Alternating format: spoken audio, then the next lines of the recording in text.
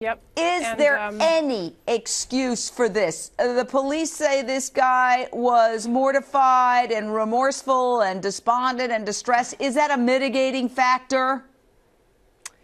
No. I mean, it's heartbreaking because I could have cried just listening to that 911 call.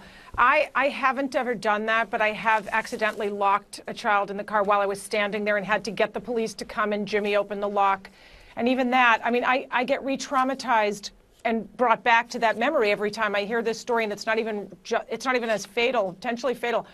Jane, I know that parents suffer terribly, and you and I don't always agree on whether punishment and prosecution is the right way to deter bad behavior.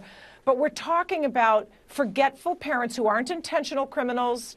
They're not neglecting to feed their children or care for them. They're simply losing their memory. They're losing their focus, and a child could die. I think it's a great way to slap this guy's memory into action and to remind all parents that even if you're heartbroken if this happens, that doesn't help the child if the child is dead.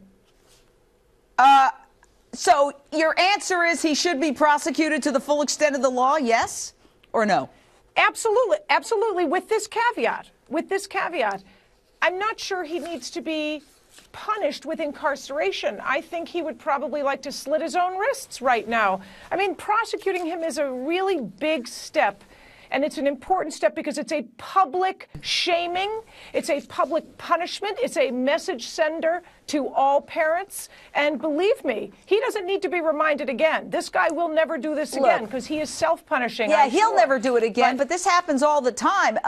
Actually, what's really shocking here is that this is not uncommon. ABC News is reporting 33 children died of hypothermia in the U.S. just last year after being left in a car.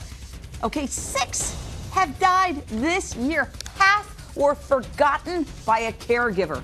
Now, in this incident in Kentucky, it was in the 80s outside, but inside the car, it reportedly reached approximately 118 degrees. Melanie Snare, host of Atlanta Mom. We know how hot it gets in Atlanta. I just don't understand how you forget a child. I mean, I've been very forgetful myself. I don't have children myself. I have rescue dogs, and it doesn't occur to me to leave any living creature in a car and then just forget about them. I just don't know how that could happen. I don't either, Jane. I think it's completely ridiculous. Distraction is one thing, but if your kids are with you, you are responsible for that child. That is your #1 priority.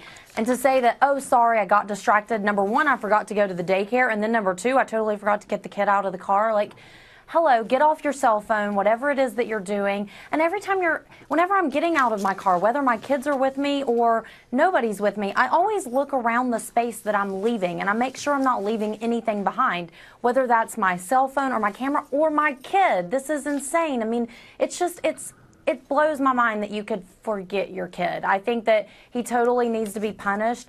I agree with the other guest. I think that it's a heartbreaking story, and I'm sure that he feels horrible.